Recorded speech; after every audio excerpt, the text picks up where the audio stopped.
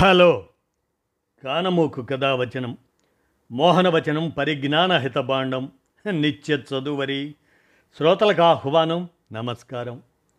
చదవదగునెవరు రాసిన తదుపరి చదివిన వెంటనే మరువక పలువురికి వినిపింపబూనిన అది ఏ పరిజ్ఞాన హితబాండమౌపో మహిళ మోహనవచనమై విరాజిల్లు. పరిజ్ఞాన హితబాండం లక్ష్యం ప్రతివారీ సమాచార హక్కు. ఆస్ఫూర్తితోనే ఇప్పుడు డాక్టర్ ఎంవి రవికుమార్ విరచిత అంశంగా భారతదేశంపై ఇస్లాం ప్రభావం అనేటువంటి అంశాన్ని మన కానమోకు కథావచనం శ్రోతలకు చారిత్రక నేపథ్యాంశంగా ఇప్పుడు వినిపిస్తాను, వినండి. భారతదేశంపై ఇస్లాం ప్రభావం. ఇక వినండి.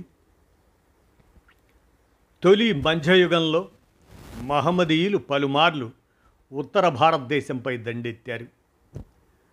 అది 11వ శతాబ్దంలో మహమ్మద్ గజనీ 17 సార్లు దండెత్తి విజయం సాధించాడు. ఉత్తర భారతదేశాన్ని పాలిస్తున్న రాజపుత్రులు సమిష్టిగా పోరాడినా అతడిని ఆపలేకపోయారు. 12వ శతాబ్దంలో మహమ్మద్ ఘోరీ కూడా రాజపుత్ర రాజులను ఓడించాడు.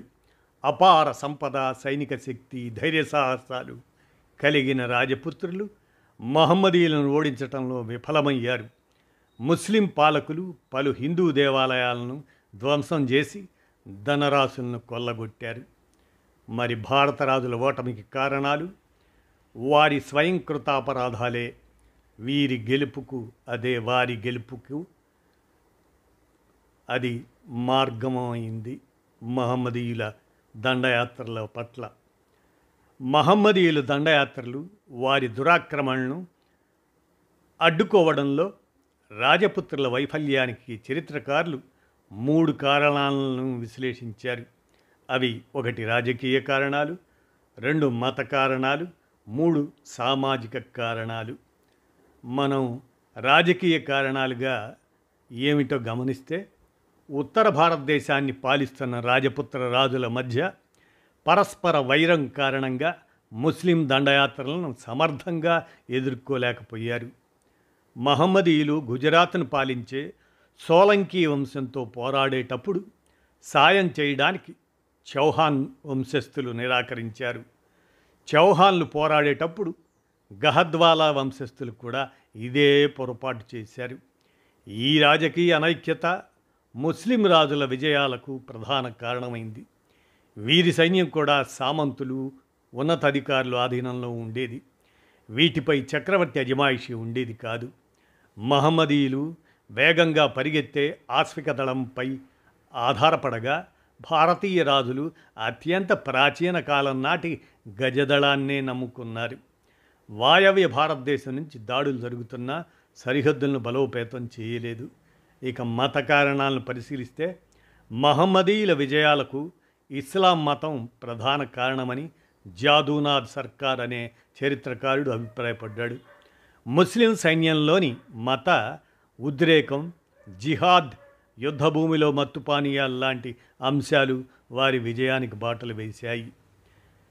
షరియా ప్రకారం యుద్ధంలో జయించిన సంపదలో 80% సైనికులకు పంచాలి. ఈ ఆర్థికపరమైన ప్రోత్సాహకం మహమ్మదీయుల విజయాలకు కారణమైంది. ఇక సామాజిక కారణాలు పరిశీలిస్తే, హిందూ సమాజంలోని కుల వ్యవస్థ సైనిక వ్యవస్థను బలహీనపరిచిందని చెప్పవచ్చు.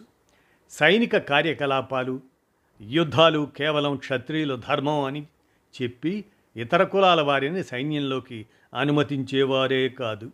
ఇస్లాంలో ఇలాంటి పరిస్థితులు లేవు. అన్ని వర్గాలకు చెందిన సమర్థులను చేర్చుకొని పటిష్ట సైన్యాన్ని ఏర్పాటు చేసుకునేవారు. ఇక ఇస్లాం ప్రభావాన్ని పరిశీలిస్తే, క్రీస్తు శకం 7వ శతాబ్దంలోనే అరబ్బు వ్యాపారులు ఇస్లాంను భారతదేశంలో ప్రవేశపెట్టారు.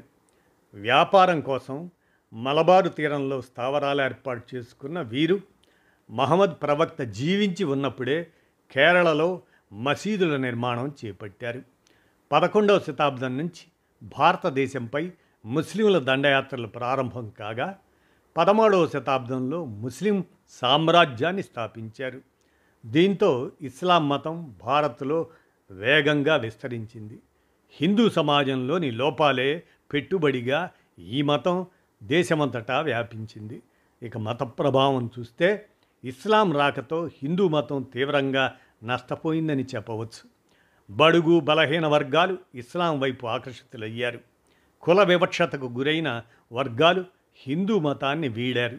కొంతమంది ముస్లిం పాలకులు అనేక దేవాలయాలను ధ్వంసం చేసి హిందువులపై మత వివక్షతో జిజియా పన్నును విధించారు. ఏకేశ్వర ఉపాసన, భగవంతుడు నిర్గుణాకారుడు, నిరాకారుడు అనే ఇస్లామిక్ బోధనల ప్రభావం హిందూ మేధావులపై ప్రస్ఫుటంగా కనిపిస్తుంది. మధ్యయుగంలో కబీర్దాస్, గురునానక్, నామ్దేవ్, రవిదాస, దాదు దయాళ్ ఇలాంటి నిర్గుణ భక్తి ఉద్యమకారులు ఇస్లాం ద్వారా స్ఫూర్తి పొందారు. ముఖ్యంగా ఇస్లాంలోని సూఫీ తత్వం వీరిని విపరీతంగా ఆకర్షించింది. అలాగనే లలిత కళలపై ప్రభావం కూడా మనం గమనించాలి. లలిత కళల్లో మిశ్రమ సంస్కృతి ప్రభావం ఎక్కువగా కనిపిస్తుంది. ముస్లింలు భారతదేశంలో నూతన వాస్తు శిల్పకళా సంప్రదాయాలను ప్రవేశపెట్టారు. భారతీయ సంప్రదాయాలతో మేళవించి ఇండో పర్షియన్ అనే నూతన శైలి ఆవిర్భవించింది. ఈ శైలిలో నిర్మించిన కుతుబ్ మినార్, తాజ్మహల్ అలాంటి అద్భుతమైన కట్టడాలు యునెస్కో ద్వారా ప్రపంచ వారసత్వ కేంద్రాలుగా గుర్తింపు పొందాయి. హిందూ ముస్లిం సంప్రదాయాల కలయిక వల్ల హిందుస్థానీ సంగీతం, కథక్ సంప్రదాయ నృత్యాలు భారతదేశంలో నేటికి కొనసాగుతున్నాయి. ఇక సామాజిక ప్రభావం పరిశీలిస్తే హిందూ సమాజంలోని అసమానతలు, కుల వివక్షను ఇస్లాం బహిర్గతం చేసింది.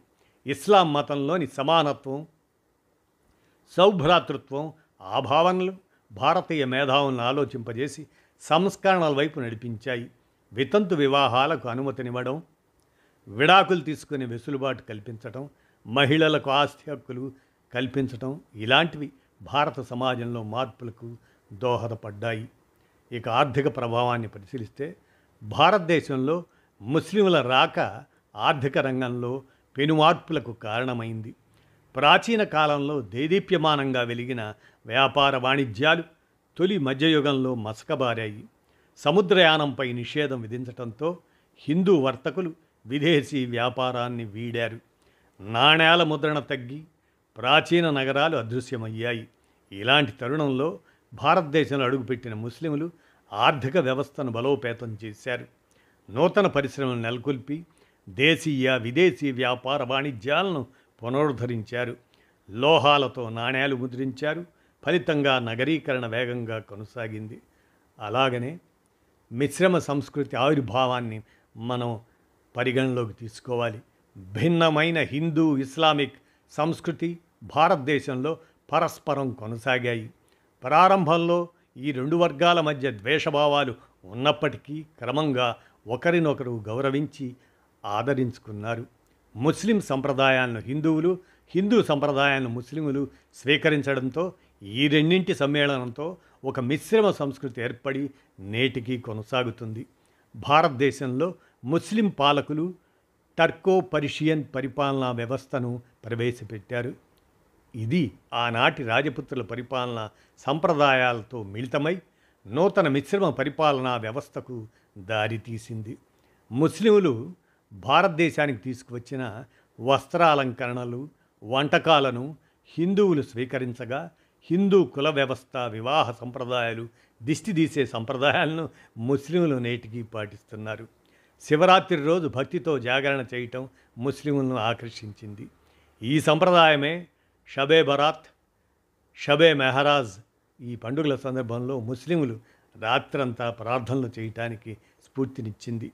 మతాచార్యులను పూజించే హిందూ సంప్రదాయం ఇస్లాంలో కూడా ప్రవేశించి దర్గాల ప్రారంభానికి కారణమయ్యాయి. హిందువులపై సూఫీతత్వం ప్రభావమే నిర్గుణ భక్తి ఉద్యమానికి నాంది పలికింది.